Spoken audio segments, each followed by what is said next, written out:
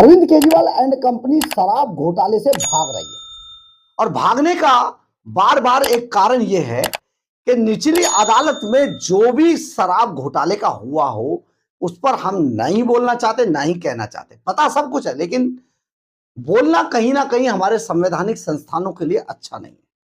कई बार freedom of speech के नाम पर बहुत सारी चीजें नहीं होती हैं।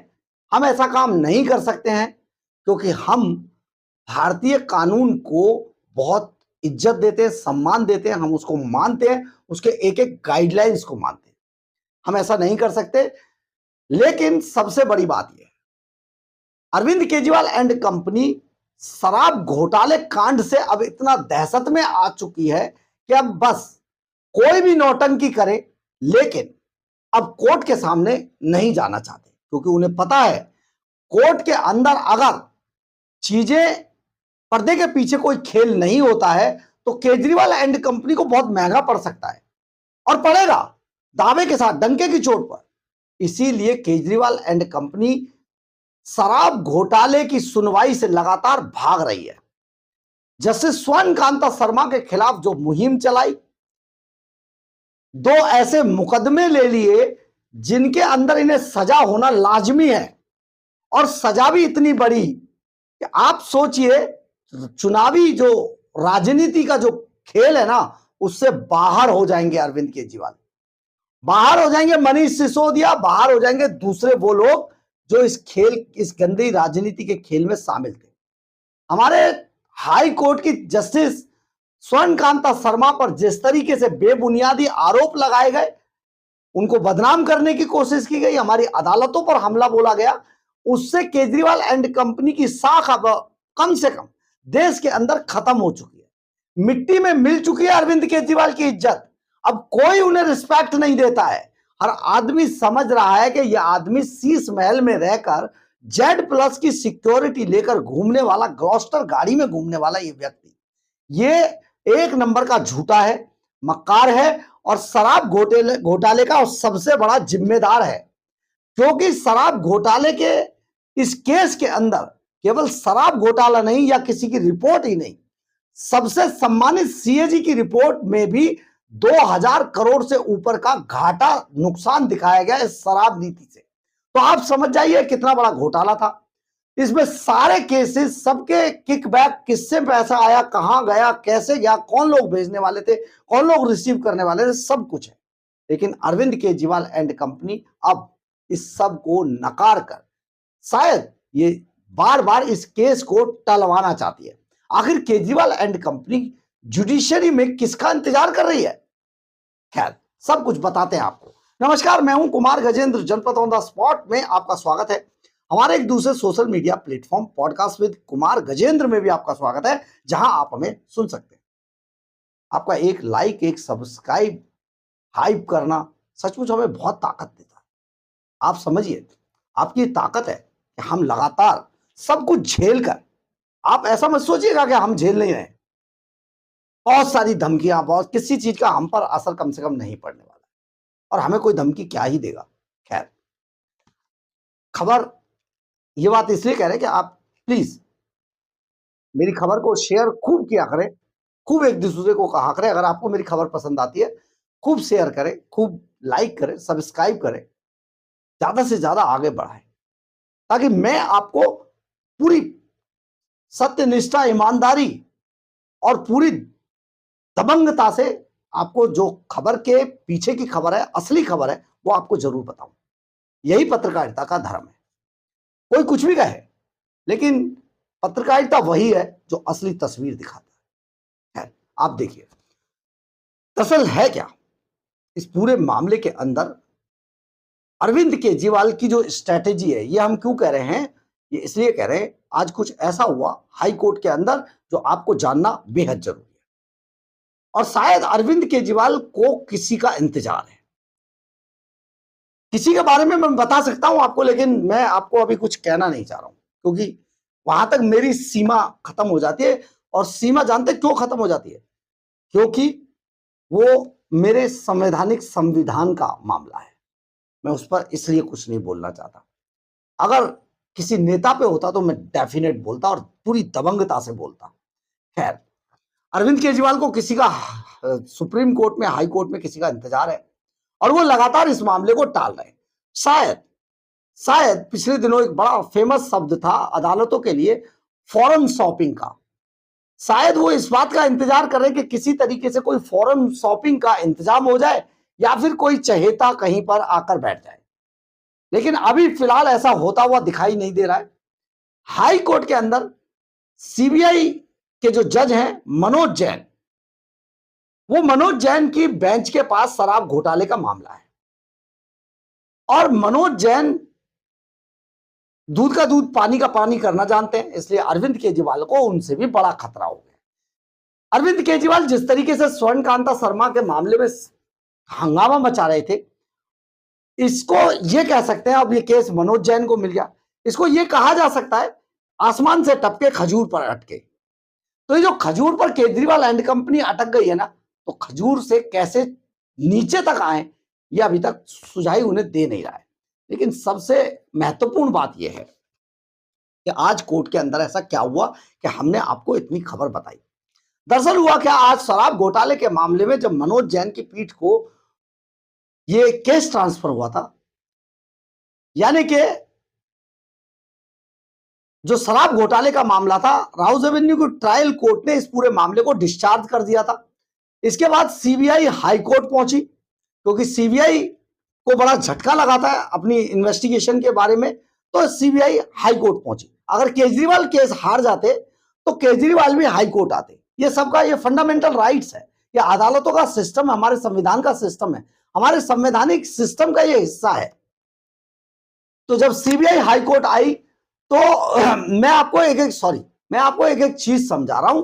जब सीबीआई हाई कोर्ट में उसने अपील की, सीबीआई ने, तो हाई कोर्ट में एमपी एमएलए के जो केसेस है उनकी बेंच की जिम्मेदारी जस्टिस स्वर्णकांता शर्मा के पास है।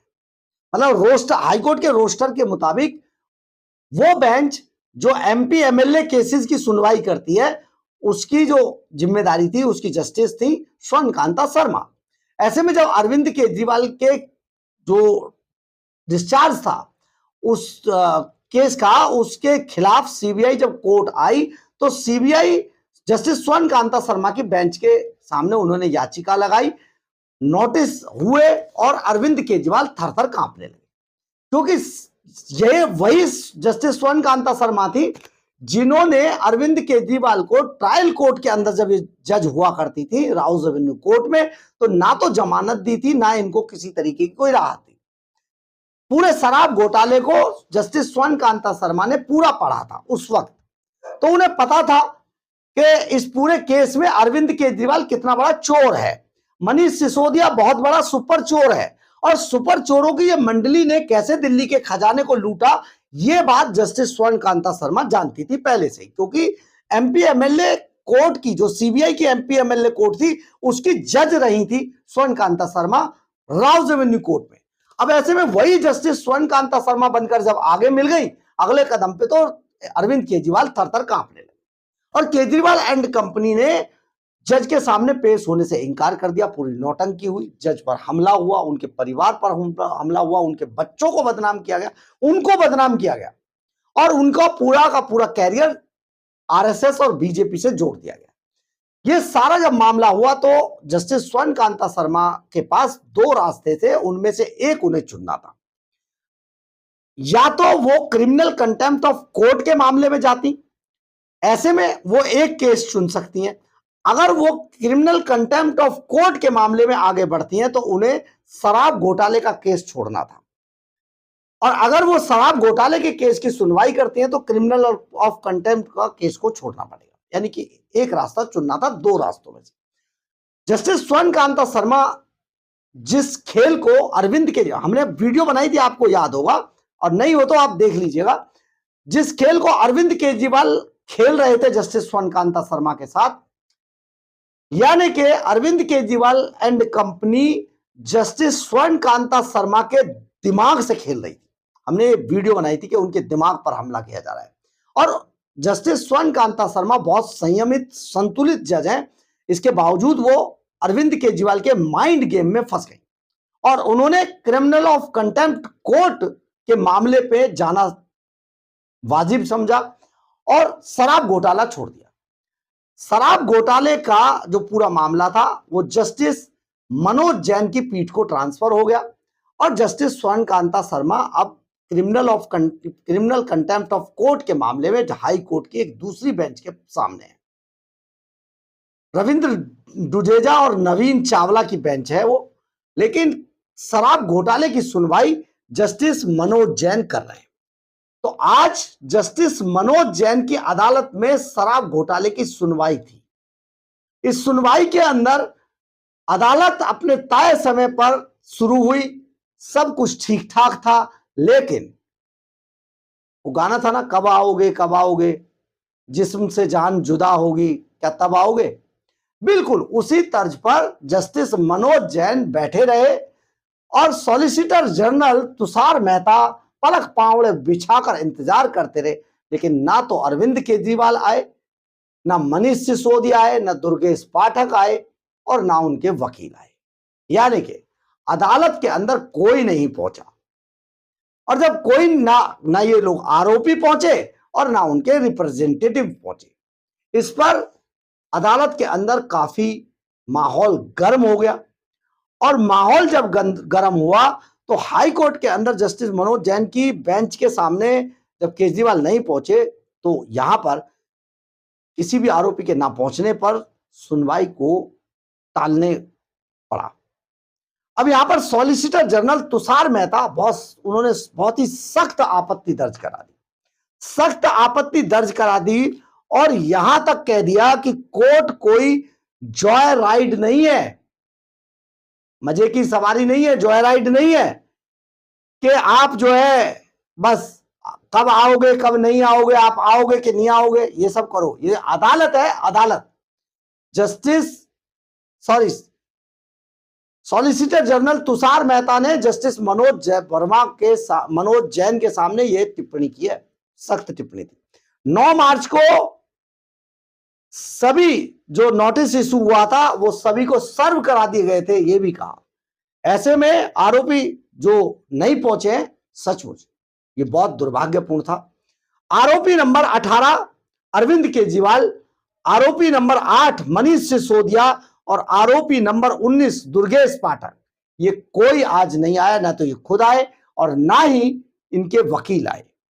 अब आप सोचिए जरा, जब मामला दूसरी बेंच को ट्रांसफर हो गया तो अरविंद केजरीवाल एंड कंपनी के मन में ऐसा कौन सा चोर है कि ये इतने घबराए हुए हैं कि कहीं इनको सजा ना हो जाए शराब घोटाले में। आखिर किसका इंतजार कर रहे हैं जो आज भी नहीं पहुंचे। अब तो ये केस मनोज जैन के पास पहुंच गया है, जस्टिस मनोज जैन सुनवाई कर रहे, तो केजरीवाल क्यों डर रहे थे, आज भी नहीं आए।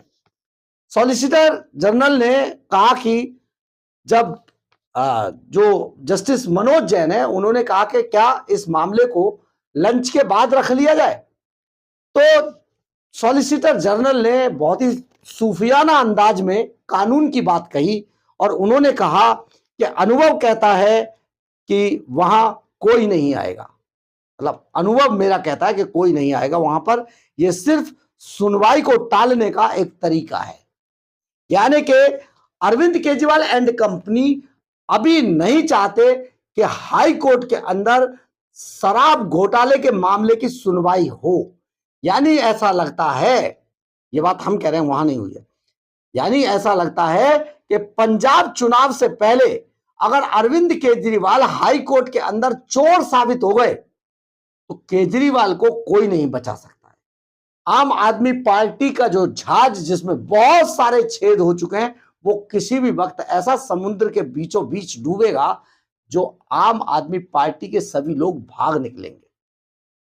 तो ऐसे में अरविंद केजरीवाल इस पूरे मामले को टालना चाहते हैं और इसके बाद उन्होंने हाईकोर्ट ने इसे आगे के लिए रख लिया है।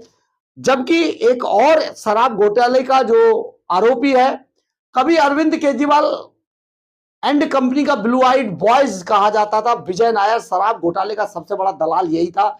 आज पंजाब के अंदर Z+ की सिक्योरिटी लेकर बंगलों में रह रहा है, बंगले के अंदर रहता है बंदा।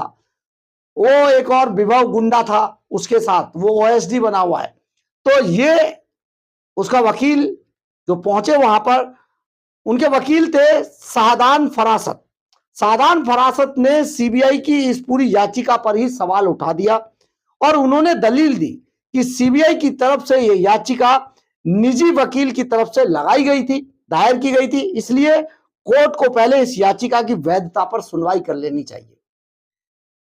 इस पर पहले इस याचिका की वैधता पर सुनवाई कर लें और इस पर हाई कोर्ट ने इसे आगे के लिए रख लिया है, इस सुनवाई को। लेकिन सबसे बड़ी बात यह है कि आखिर अरविंद केजरीवाल एंड कंपनी आज क्यों नहीं पहुंचे? सबसे बड़ा सवाल है, आप भी बताइएगा। आपके सामने यह सवाल है और आप प्लीज मुझे अपडेट कीजिएगा। मैं चाहता हूं कि आप मुझे बताएं, आप मुझे बताइएगा। अब जब बेंच हाईकोर्ट के अंदर जस्टिस स्वर्ण कांता शर्मा की जगह बेंच ट्रांसफर हो गई, मनोज जैन के पास आ गई, जस्टिस मनोज जैन के पास आ गई, तो ऐसे में आज अरविंद केजरीवाल एंड कंपनी या उनके वकील हाई कोर्ट क्यों नहीं आए? कहीं ऐसा तो नहीं है कि अरविंद केजरीवाल एंड कंपनी की जो सुपर चोर मंडली है, अलीबाबा 40 चोरों का जो ये झुंड है, इस पूरे मामले से अब कन्नी काट रहा है। और कन्नी इसलिए काट रहा है क्योंकि कुछ महीनों बाद पंजाब के अंदर चुनाव है। पंजाब में बहुत बड़ी बदनामी हो चुकी है। ये सुपर चोरों का पता चल चुका है, इनके चेहरे से नकाब उतर चुका है। ऐसे में ये किसी भी तरीके से साम दाम दंड भेद, सच झूठ लड़ाई झगड़ा जो करना है करेंगे, लेकिन कोर्ट के आगे नहीं जाएंगे। ये भी तो हो सकता है। खैर, कोर्ट कानूनी तरीके से निपटेगी, ये बात हम कह रहे हैं। लेकिन जो जस्टिस मनोज जैन है, वो इसके बारे में क्या सोच रहे होंगे, ये भी आप बताइएगा। लेकिन वो सारा मामला कानून के मुताबिक ही होगा, वहां पर कानून के तरीके से चीजें होंगी और जो भी कानून के तरीके से होंगी सबको मान्य होंगी। बहरहाल, अगर आपको हमारी ये खबर अच्छी लगे तो आप इसे लाइक, सब्सक्राइब और शेयर जरूर करें। कमेंट्स बॉक्स में अपनी राय जरूर लिखें, इससे हमें बहुत ऊर्जा मिलती है। जय हिंद, जय भारत।